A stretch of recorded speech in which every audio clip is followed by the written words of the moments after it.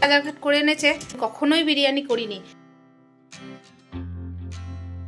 কি পেলাম? বাজারঘাট করলে গরম লেগে গেল। আমি ধরবো চিকেন ধরবে না। কি কি এনেছো? আজকে প্রথমবার আমার ছেলে বাজারঘাট করে এনেছে, শখ কিনা বিরিয়ানি খাবো। তো চলো কি রকম বিরিয়ানি বানাই, আমি তো কখনো বানাইনি, সেটাই দেখা যাক।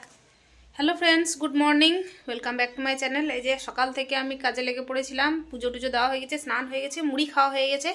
ছেলেকে পাঠিয়েছিলাম বাজারে, আসলে মায়ের সঙ্গে, একা নয়। তো বাজারঘাট করে এনেছে, কি কি বাজারঘাট করে এনেছে।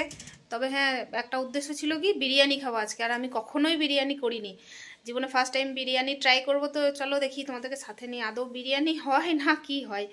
মানে আমি কখনো ট্রাই করিনি, কিনে খেয়েছি। তো আজকে দেখি ফার্স্ট টাইম কি দাঁড়ায়। তো কি কি বাজারঘাট করে এনেছে প্রথম আমার ছেলে, চলো তোমাদের সাথে শেয়ার করি।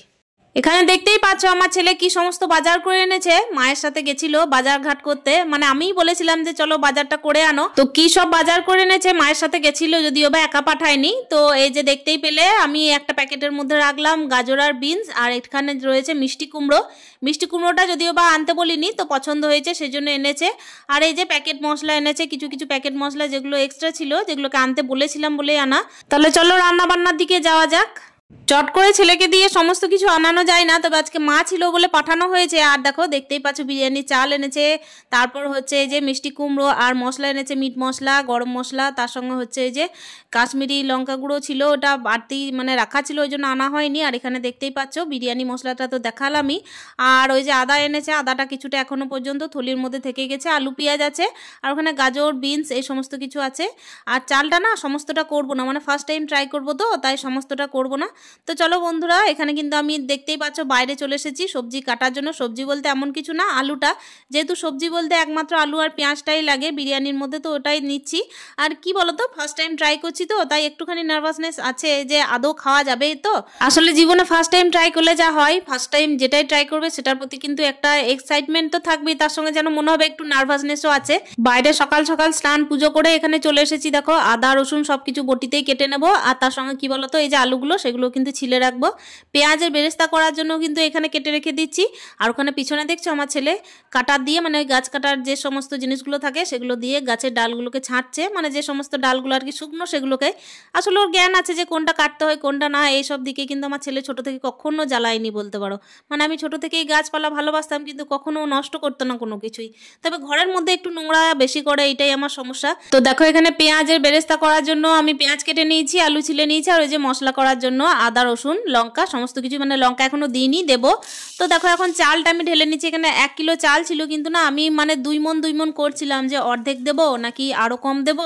আসলে ফার্স্ট টাইম ট্রাই করবো, আদৌ কেমন হবে, নষ্ট হবে কি না। আর আমাদের বাড়িতে কেউ বিরিয়ানি পছন্দ করে না, একমাত্র আমার হাজব্যান্ড আর ছেলে, এই দুইজন বাদ দিয়ে কিন্তু এমনিতে কেউ খায় না। আমার ভাইয়ের ছেলে একটু খায় আর ভাই একটু খায়, এরকম ব্যাপার। তো তাদেরকে একটু দিয়ে পাঠাবো, আর আমি নিজের জন্য একটু করব। তো চলো এই যে দেখতেই পাচ্ছ কতটা নিয়েছি। আর এখানে এই যে মশলাটা করে নিই। কি বলো তো বন্ধুরা, মেয়েদের না অন্যের শখের জন্য অনেক কিছু করতে হয়, পরিবারের শখের জন্য কিন্তু অনেক কিছু শিখেও রাখতে হয়। আমার থেকে কিন্তু অনেকেই আছে যারা প্রচুর এক্সপার্ট, কিন্তু আমার না সেইভাবে কোনো এক্সপিরিয়েন্স নেই বললেই চলে।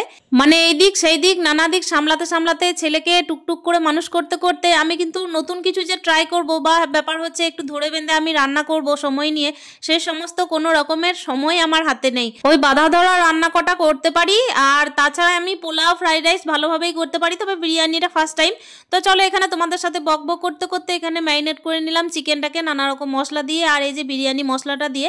আজকাল তো হচ্ছে নানা রকমের রান্না কিন্তু কিছু না জানলেও শেখা যায়, যেটা হচ্ছে ইউটিউব এমন একটা প্ল্যাটফর্ম যেখানে কিন্তু আমরা অনেক কিছুই শিখতে পারি। তাই শিখে শিখে কিন্তু আমি করার চেষ্টা করছি। তবে ওই যে মিঠা আতর, তারপর হচ্ছে কেশর, তারপর হচ্ছে কেওড়া জল, এইগুলো কিন্তু আমার কাছে ছিল না। আর আমার বাড়ি থেকে কিন্তু মানে বাবা একেবারে বলেই দিয়েছিল সেই সমস্ত জিনিস দিলে আমি একটু ট্রাই করব না, সেজন্য কিন্তু আমি দেখো এখানে একেবারে সিম্পলভাবেই রান্নাটা করে নেব। কোনটা যে প্রথমে করব কোনটা যে শেষে করব এরকম আমার তালগোল পেকে যাচ্ছিল যখন, তখন আমি বেরেস্তাটা আগে করে নিচ্ছিলাম। আর বেরেস্তাটা না একটু যেন আরও ফ্রাই হতো এরকম মনে হলো আমাকে লাস্ট বেলায়। আসলে আমি ফোনের মধ্যে দেখেছিলাম যে বেরেস্তাটা আসলে খুব একটা কালার দিলে পরে যেন আরও কালার হয়ে যায়, সেই জন্য অল্প ভাজতে। তো এখানে না আমার একটু গন্ডগোল লেগে গেল মনে হয়, হয়তো দ্বিতীয় টাইম যখন ট্রাই করব তখন হয়তো আরও ভালো হবে। তো চলো বেরেস্তাটা আমি করে নিয়েছি। আর এখানে না ওই তেলের মধ্যেই আমি এই যে দেখতেই পাচ্ছ আলুগুলোকে যেগুলো আমি ছিলে রেখেছিলাম, এই গোটা গোটা আলুটাকে আমি আপাতত ফ্রাই করে নেব, একদম ডিপ ফ্রাই করব। আর আমি এটাকে সিদ্ধ করিনি আগে, আসলে আমার সিদ্ধ করে নেওয়াটাও হয়তো দরকার ছিল, তবে এটা কিন্তু খুব একটা খারাপ হয়নি, বেশ ভালো হয়েছিল। কষানো আলু তো অতি অবশ্যই ভালোই হবে, আর নতুন আলু যখন তখন তো আর কথাই নেই। তো চলো দেখতেই পাচ্ছ ম্যারিনেট করা চিকেনটাকে এবার আমি এই যে একেবারে তেলের মধ্যে ছেড়ে দেবো। কি বলো তো বন্ধুরা, অনেক কিছু নতুন নতুন যখন শিখতে যাই না তখন দেখবে একটু ধাঁধা লাগার মতো লেগে যায়। আমারও কিন্তু কালকে তাই হয়েছিল, মানে একটু ধাঁধার মধ্যেই আমি ছিলাম যে এটা আগে করবো না সেটা আগে করবো, নাকি চালটাকে ফুটিয়ে নেবো নাকি মাংসটা আগে করে নেবো, এরকম একটা দ্বিধাদ্বন্দ্ব চলছিল। এই যে দেখতেই পাচ্ছ আলুগুলোকে একদম মনে হচ্ছে গোটা গোটা একটা ডিম, তো এগুলোকে দেখতে বেশ ভালো লাগছিল, মনে হচ্ছিল যে এমনি কাঁচা খাওয়া যাবে। তো এখানে না ভেতরটা শক্ত ছিল, নাহলে কিন্তু আমি একটা খেয়ে দেখতামও। রান্না বান্না খুন্তি নাড়ানো একমাত্র যেন মেয়েদের পদবি হিসাবে রাখা হয়েছে, মানে রাঁধুনি বলতেই কিন্তু মেয়েদেরকেই বেশিরভাগ বোঝানো হয়। তবে কি বলতো, বড় বড় রেস্তোরাঁয় কিন্তু দেখবে ছেলেরা সব থেকে বেশি এক্সপার্ট হয় রান্না বান্নায়। তবে ওই যে বললাম খুন্তি নাড়ার ক্ষেত্রে কিন্তু মেয়েরা আর কি নামটা আসলে বেশি পেয়েছে, বেশি নয় সমগ্রটাই কিন্তু হয়তো পেয়ে বসে আছে, মানে খুন্তি নাড়বে হচ্ছেই মেয়েরা, তাই না? কিন্তু দেখতেই পাচ্ছ আমরা কিন্তু চাইলে সব কিছুই করতে পারি। আসলে আমি ফার্স্ট টাইম ট্রাই করছি বলে আমার কেমন জানি না নিজের মধ্যে একটা গর্ব ফিল হচ্ছে, একটু মানে নিজেকে ব্রেভ মনে করছি যে যাই হোক চেষ্টা তো করেছি। তো অনেকেই কিন্তু অনেক কিছু জানে, এই ক্ষেত্রে আমার বেশি বলা উচিত নয় নিজের জন্য। অনেকে এত সুন্দর সুন্দর রান্না করে, আমি এমন কিছু রান্না করতেই পারি না। অনেকের এত রকমের পদ রান্না করে দেখি যে আমার মনে হয় যে ওরা করে কি করে, আসলে আমার এত কিছু রান্না বান্না করা অভ্যাস নেই, সেই জন্যই হয়তো হতে পারে। আর কি বলতো, বাড়িতে যদি মেম্বার বেশি থাকে তাহলে হয়তো নানা রকমের পদ ট্রাই করেও দেখা যেতে পারে, শুধুমাত্র নিজে খাবো বলে তার কোনো কিছু ট্রাই করা যায় না, তাই না? আর ছেলের এখানে ফরমাইশ ছিল বলেই কিন্তু আজকে ট্রাই করেছি, আর যখনই খাওয়া হয় তখনই কিন্তু কেনাই খাওয়া হয়।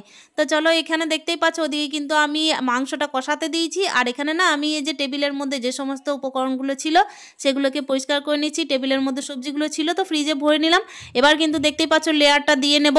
আর এই টাইমে না ভাতটা আমি বারবার নোটিস করছিলাম যে ঠিকঠাক হচ্ছে কিনা, গলে গেলে তো মুশকিল, তাই না? ওই জন্য কিন্তু একদম ঝরঝরে ভাত নামিয়েছি। এই যে দেখতেই পাচ্ছ এখন এই যে এক এক করে লেয়ার দিয়ে নিচ্ছি, আর সব জায়গায় কিন্তু এই যে বিরিয়ানি মশলাটা একটু করে ছড়িয়ে দিয়েছিলাম প্রত্যেকটা লেয়ার দেওয়ার পর। আর কি বলতো, আমি না আটা মাখিয়ে রেখে দিয়েছিলাম, আমি ফোনের মধ্যে দেখলাম যে আটাটাকেও আর কি এই যে ধারে ধারে আর কি কানায় কানায় যে পাত্রের মধ্যে রাখা হয় সেই পাত্রের ধারে ধারে দেওয়া হচ্ছে। তো ওইভাবেই কিন্তু ট্রাই করলাম। এই যে দেখতেই পাচ্ছ কতটা পরিমাণ দেবো না দেবো এই দ্বিধাদ্বন্দ্বে থাকতে থাকতে কিন্তু ভালোই হয়েছিল বিরিয়ানিটা। যখন ট্রাই করেছিলাম তখন কিন্তু সত্যি করেই আমার নিজের মধ্যে মনে হয়েছিল যে ফার্স্ট টাইম ট্রাই করেছি মানে অনেকটাই ভালো হয়েছে, দ্বিতীয়বার যদি ট্রাই করি তাহলে হয়তো আরও ভালো হবে। মানে কি বলতো, মানুষ না শিখতে শিখতে শেখে, শেখার কিন্তু কোনো শেষ থাকে না।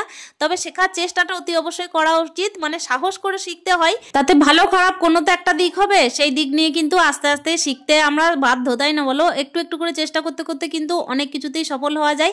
আজকে কিন্তু বিরিয়ানিটা করলাম, মানে আমি তোমাদেরকে বলতে চাইছি যে আমি যে পাকা রাঁধুনি তা নয়, আমার অনেক দিদি ভাইরা আছে এত সুন্দর সুন্দর রান্না করে, তাদের কাছে আমি একটা মানে বিন্দু মাত্র, তাদের কাছে আমি কিচ্ছু জানি না। আর আমার শেখার চেষ্টা আছে, সমস্ত জিনিসে আমি একেবারে কোনো কিছু পারতাম না, সমস্ত জিনিসই আমি শিখতে শিখতে শিখছি, সংসার করতে করতে অনেক কিছুই জানতে পারছি, একা সংসার চালাচ্ছি, এইভাবে কিন্তু যেন সবার আশীর্বাদ নিয়ে চালাতে পারি। আর দেখতেই পাচ্ছ আমার কিন্তু বিরিয়ানি একেবারে রেডি হয়ে গেছে। কেমন দেখতে লাগছে তোমরা অতি অবশ্যই কমেন্টে জানিও। আর আমার কাছে এটা ফার্স্ট টাইম বলে একদম কিন্তু এক্সাইটমেন্টে ভরা। আমি তো কখনো বললাম না যে কিনে ছাড়া মানে খাইনি, বাড়িতে কখনোই খাইনি, অন্যের হাতের রান্না খেয়েছি কিন্তু নিজের হাতের কখনো বিরিয়ানি রান্না খাইনি। অনেক কিছুই খেয়েছি, চিলি চিকেনও করেছি, তারপর হচ্ছে আমি ফ্রাইড রাইস, তারপর এমনি পোলাও, সমস্ত কিছুই করেছি, কিন্তু এই যে এই সমস্ত জিনিসগুলো করিনি, এগুলো করতে পারি।